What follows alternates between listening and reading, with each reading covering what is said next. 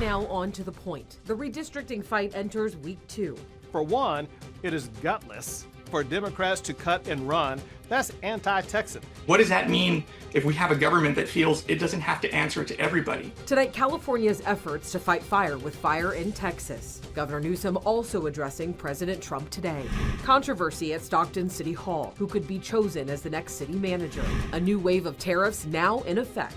The impacts you'll see on your next grocery trip. It's across the board, across the entire world.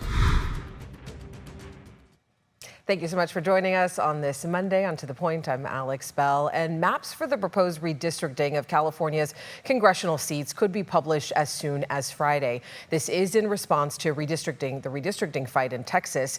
8 days ago, a group of Texas Democratic lawmakers got on a plane and left their state. The move was to deny their GOP colleagues the quorum needed to vote on Texas's redistricting plan, something that we have reported on this national battle for the past week, if you've been following us, because a lot has been going on.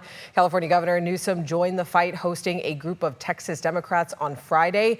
Newsom is pushing back against Texas Republicans' effort to redraw the state's district lines for the benefit of Donald Trump in the midterm elections. Newsom is also exploring the option of a special election to have voters approve redrawn congressional maps in hopes of sending more Democrats to Congress. Meanwhile, Texas lawmakers today still without quorum. The roll has been called and a quorum is not present. Those bills are set to be on the floor tomorrow. And I know those of us present are eager to take action on them. The only thing standing between Texas and real disaster relief is whether our absent colleagues decide to show up tomorrow. And developing over the weekend, a lawsuit was filed against Tehama County by Texas. The county is part of Congressman Doug LaMalfa's district. The lawsuit calls for California to enforce arrest warrants for 6 Texas Democrats who were at Friday's news conference in the governor's mansion here in Sacramento. Now, I want to bring in Becca Habegger because just this morning, Governor Newsom sent a letter to President Trump saying he will call off California's redistricting efforts if Trump stops his own efforts in red states like Texas. ABC 10's Becca Habegger joins us live in studio. And Becca, you actually spoke with Texas Democrats today about this. Yeah, that's right. They say they agree with Governor Newsom, who says an independent redistricting commission is the best way to draw congressional maps. But if Texas is redrawing maps to benefit Republicans, then California, quote, can't stand idly by as this power grab unfolds.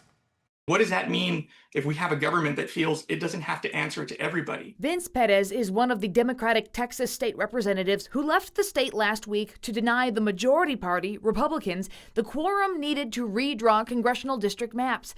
The proposed redistricting in Texas could give Republicans 5 more seats in Congress. I think all Americans, whether you're Republican or Democrat, white, black, Latino, would be appalled if they knew the details of this map, where you have 40% of the population receiving 70% of the political representation. Texas Democrats are out of state, running out the clock on a special session that is set to end August 19th. The governor has indicated he's going to continue calling them. I'm prepared to stay, as long as necessary to prevent this map from going through. The Texas Attorney General asked the state Supreme Court Friday to expel 13 Democrats from the state House, saying they have abandoned their posts, including Representative Gina Hinojosa. The Attorney General does not have lawful authority to remove me from office. I am a duly elected representative, and breaking quorum, which is what we are doing right now, is provided for in our Texas Constitution. There's no telling what tomorrow brings.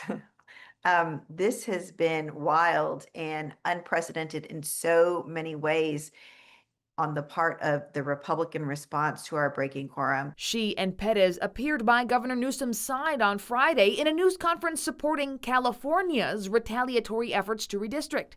Newsom is proposing a special election in California this November to approve maps that would likely result in 5 new Democratic seats to balance out the efforts in Texas. You have the government here picking its residents, picking its voters that it wants to cater to, and I think it's very wrong. But the people of California are really going to have a big opportunity to help out the entire nation with this referendum that's going to come up in November. Texas Governor Greg Abbott calls the Democrats' strategy cowardly. It is gutless for Democrats to cut and run. That's anti-Texan. Ever since the time of the Alamo, Texans have stood and fought their ground. Here, Democrats are fleeing like a bunch of chickens. And California Assembly Minority Leader Republican James Gallagher wrote on X, "You left like cowards. I'm in the minority battling unconstitutional redistricting in California, but I'm not running away. I'm going to fight the tyrant Gavin Newsom." In a letter sent Monday to President Trump, Governor Newsom asked Trump to call on the governor of Texas and other red states who are acting on your request to draw new congressional maps through an unprecedented mid-decade hyper-partisan gerrymander to rig the upcoming midterm elections to stop those efforts. If you will not stand down, I will be forced to lead an effort to redraw the maps in California to offset the rigging of maps in red states. But if the other states call off their redistricting efforts, we will happily do the same. Of course, the process to change maps looks different in each state. In Texas, state lawmakers can redistrict on their own. In California, change would involve bypassing the state's independent redistricting commission. So lawmakers would have to approve the new maps, and then those maps would have to go before voters statewide. And by the way, those maps could be published as early as Friday. That's according to the Assembly Speaker's office. Alex. All right, Becca, and you already know this is something that we will continue to follow very closely. All right, in just under 24 hours, Stockton leaders will vote on a controversial topic at their Tuesday meeting, possibly extending the interim city manager, Steve Colangelo's contract. And it'll be the fourth city-related manager decision in just the past 7 months. So here's the deal. This all started in January when Harry Black resigned as city manager amid threats of being fired by the newly elected council majority.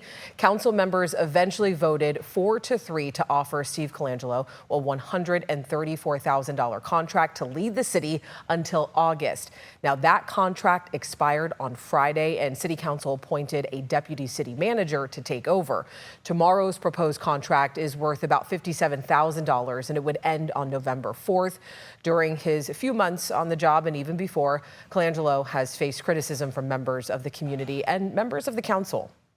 Interim city manager Coangelo is working on some other efforts, such as the shipbuilding. He has relationships with people in DC. I believe he has done a good job.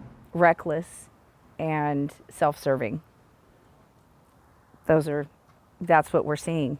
It's chaos. People keep likening it to a circus, but even a circus has organization. He's just pushing through things that he wants through. In the midst of all of this, the city is still searching for a permanent manager. Today, Mayor Christina Fugazi told us that the job listing is out there. Applications will close on September 5th. After that, the full council will interview finalists and, of course, make a decision. Next, on To the Point, after a deadly fireworks facility explosion in Esparto, a local health emergency is declared in Yolo County, why officials say it's a necessary step in the cleanup process.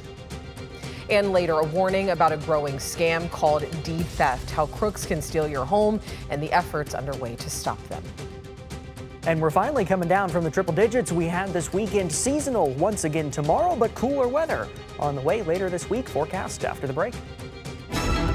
But first, another headlines tonight. This is a very sad day for Austin. It's a very sad day for us all. 3 people are dead after a shooting in the parking lot of a Target in Austin, Texas. At least 3 other people are hurt. Police say the gunman, a 32-year-old man, stole and wrecked a car, carjacked another and took off, but was quickly tracked down and arrested.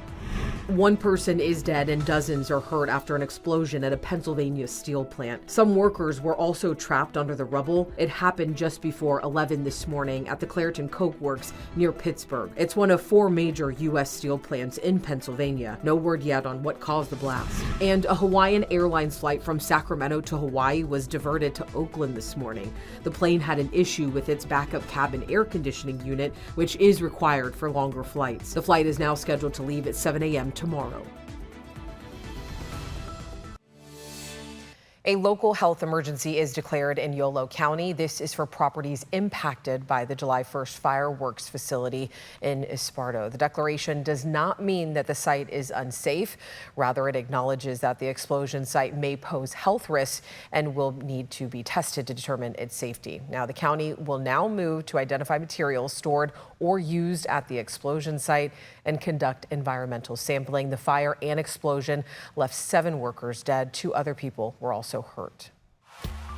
All right, let's get over to your forecast now with meteorologist Brendan Minchef. Welcome back on this Monday. Good to see you again. Thank you. Good to be back after a week off. It was hot while I was gone as well. We made it into the upper 90s and low triple digits last week. 96 on Wednesday, 101 on Friday, and that 102 that we had on Saturday, August 9th.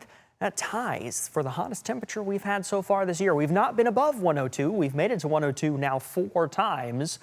But still, those triple digits pretty warm, and especially when you think about the July that we had, especially the second half of July, where we were in the 80s for the majority of it. So yeah, those triple digits hot today. Temperatures have started to come down a little bit for most. It was 93 in Sacramento, but eastern suburbs were in the upper 90s. And Auburn was almost 100 degrees. It was 99 up in Auburn, 95 Jackson, 98 in Stockton, 97 Modesto, 88 in South Lake Tahoe. Temperatures at the moment now into the 80s, 87 Sacramento, 86 in Elk Grove, 94 Stockton, 95 Modesto, mid-80s in the high country. And through the next few hours, we'll start to drop into the 70s, mid-70s by 9 o'clock, upper 60s at 11 o'clock. And we'll start off tomorrow morning near 60 across much of the valley. A very mild start to the morning. 61 Sacramento, about 58 in Elk Grove, 64 in Stockton, 67 in Modesto, 63 Tracy, some 70s in the foothills, 46 in Truckee, and 48 in South Lake Tahoe on Tuesday morning. Tuesday afternoon, still remaining seasonal in the mid to upper 90s for much of the valley. 94 in Sacramento, 96 in Stockton, 99 Modesto,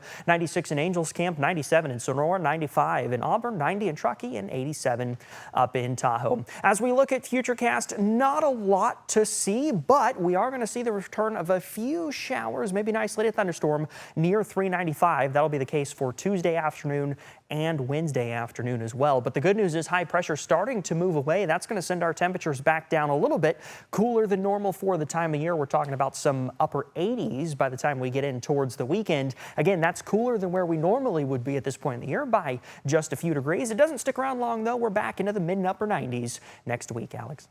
All right, Brendan, thank you. Right after the break, the Trump administration takes over crime fighting in Washington, D.C., sending in hundreds of National Guard troops. Plus, the cost of groceries is still climbing, and new tariffs could push prices even higher. What that means for your next trip to the store. Welcome back in. President Trump announced today a federal takeover of the Washington, D.C. Metropolitan Police Department and the activation of the National Guard. He says it's to help fight crime in the city. Christiane Cordero has the latest details from Washington tonight. Today, the Trump administration is taking over crime fighting in the nation's capital, activating 800 National Guard troops. You're going to have a lot of essentially military, and we will bring in the military if it's needed, by the way. The Army says in a statement between 100 to 200 Guard members will be out supporting law enforcement at any given time, helping with administrative work, logistics, and physical presence on the streets. The president falsely claims D.C. crime rates have spiraled out of control. Police data shows crime is actually down 7% since last year. Violent crime has dropped 26%, hitting a 30-year low in January. And while this action today is unsettling and unprecedented, I can't say that given some of the rhetoric of the past, that we're totally surprised. Trump has criticized Washington, D.C. for years, establishing a safety task force in March. The administration dispatched federal officials from various agencies last week after a former government staffer was assaulted during an attempted carjacking. The president says he will also deal with homelessness in D.C.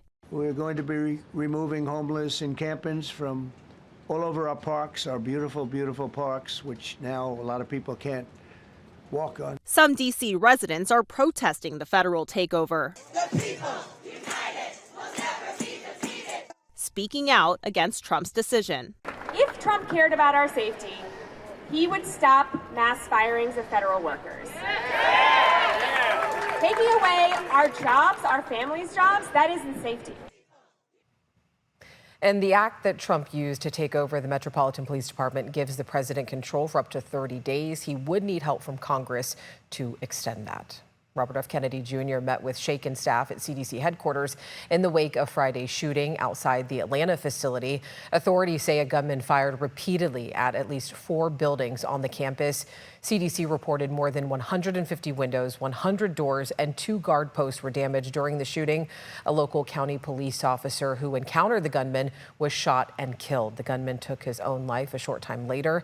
His family told investigators he was angry about the COVID-19 vaccine and believed that it made him sick.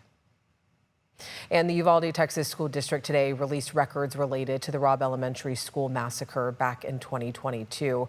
Local officials came under criticism for the delayed response to the mass shooting, which killed 19 children and 2 adults. None of the hundreds of law enforcement officers who responded to the scene confronted the assailant until 77 minutes after the gunman first entered the school. In November 2022, more than a dozen news agencies sued the Uvalde School District for records related to the attack, and last month the district lost an appeal and the school board voted to release those records.